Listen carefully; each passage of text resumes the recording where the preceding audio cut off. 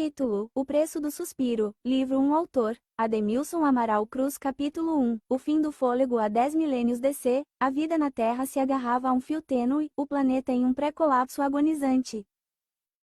Muitos já se preparavam para o inevitável, mas a vasta maioria seria engolida pela surpresa, apanhada desprevenida por um destino cruel.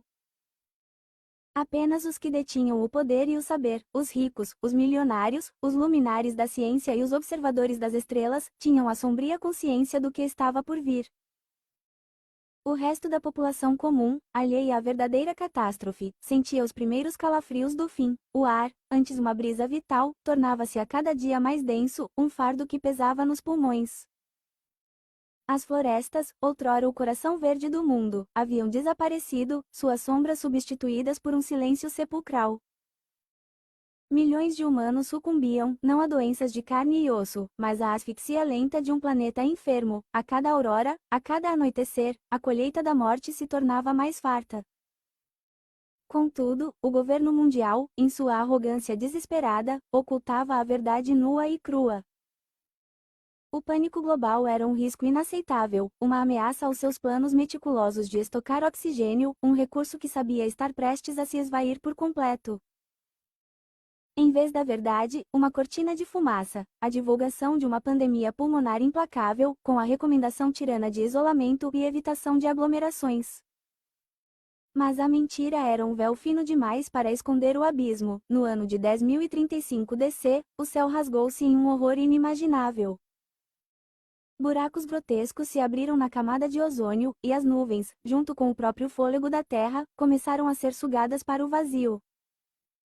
Cidades e países inteiros, antes vibrantes de vida, foram incinerados pelos raios solares e sufocados pela ausência de ar. O caos não se espalhou, ele explodiu, engolindo o mundo em uma onda de desespero. De uma humanidade de 8 bilhões de almas, restavam míseros 500 milhões. Uma cifra ainda grandiosa, talvez, mas que, diante da vastidão vazia do planeta, soava como um eco distante. A maioria desses poucos sobreviventes jazia enclausurada em seus bunkers, covas subterrâneas onde o medo da asfixia ou da radiação solar era uma companhia constante. Capítulo 2. O custo da vida. A existência na Terra, uma vez livre e vasta, agora se reduzia a uma respiração medida, condicionada por máscaras conectadas a tubos de oxigênio. Para saciar essa nova, e insaciável, demanda, cientistas, em um ato de desespero e genialidade, criaram máquinas que produziam oxigênio artificial.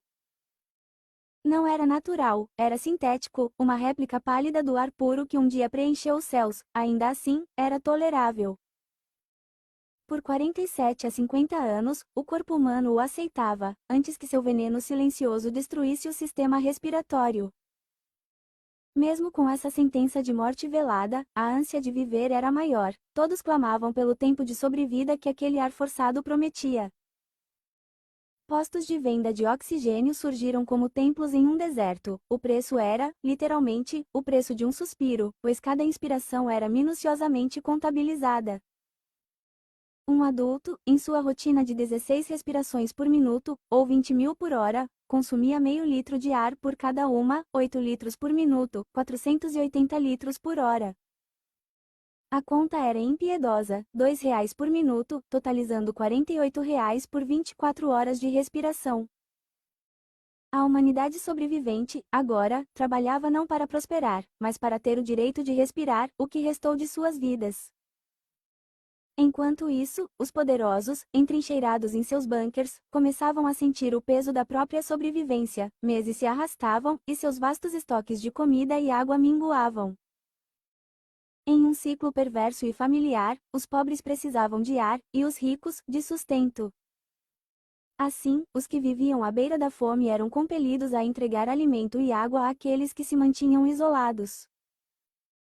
Uma estranha simbiose de desespero que garantiu a ambos, por um tempo, a continuação de suas existências. Nos primeiros 10 anos, o dinheiro para o oxigênio era relativamente acessível. Mas o tempo, implacável, cobrou seu preço. Cidades foram devoradas pela destruição, reduzidas a ruínas silenciosas. Assaqueadores, movidos pela necessidade e pela ambição, começaram a explorar essas carcaças urbanas. Contudo, suas incursões eram limitadas pela vital necessidade de recarregar suas máscaras. Alguns ousavam levar reservas de ar, um risco calculável, mas um risco fatal. Se outros humanos os avistassem com o precioso oxigênio extra, a morte e o roubo eram certezas. O ar, antes tão abundante, era agora o bem mais valioso da terra. Sempre foi, ecoava o pensamento amargo entre os que restavam, mas o tínhamos em tal fartura que acreditávamos ser inesgotável. A humanidade, em sua cegueira egoísta, revelou-se o mais tolo dos animais da criação, capaz de conduzir a si mesma ao precipício da extinção. A cada ano que passava, o luto se aprofundava com mais mortes, mas, paradoxalmente, mais crianças nasciam. Essas crianças cresceriam sem jamais conhecer a sensação de uma respiração livre, sem o metal frio de uma máscara contra o rosto. E, incessantemente, novos postos de abastecimento de oxigênio surgiam, uma tentativa desesperada de saciar a sede de ar. O preço, por sua vez, escalava sem parar.